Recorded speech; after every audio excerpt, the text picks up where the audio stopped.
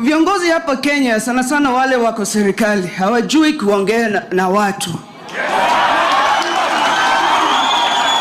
Kama wewe ni viongozi lazima uongee na watu na heshima. Si kila saa unakuja mbele yetu unasema nitakutisha, wewe nitakumaliza, wewe utaniona, nyinyi mtajua. Hapana bana. We're also human beings.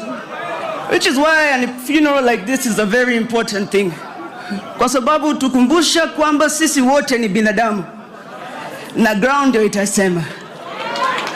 You have to pick where you are standing and you have to come out strong.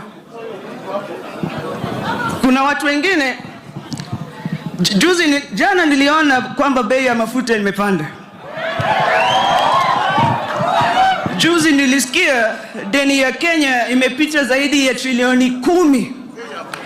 Najua hiyo namba ni kubwa sana hata wengine hawaeleki.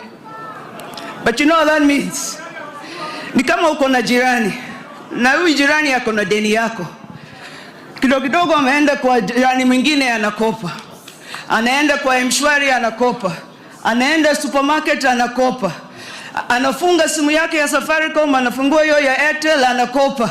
Hata nyumbani hawezi rudi saizi juu Shylock anamtafuta. Lakini ukiona huyu jamaa, unaona amevaa suti mpya, ameng'ara, viatu iko sawa, ameenda kwa kinyozi, amepaka hiyo kitu wanaume wanapenda kupaka hapa, amepiga line cut hapa, na ako na deni yako. Ukiona huyu jamaa utafanyaje? Ukimwona utafanyaje? That's what is happening here. The economy is in bad shape. Vijana wana kazi.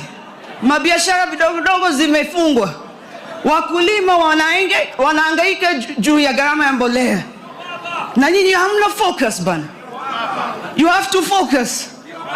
You need to talk less and work more.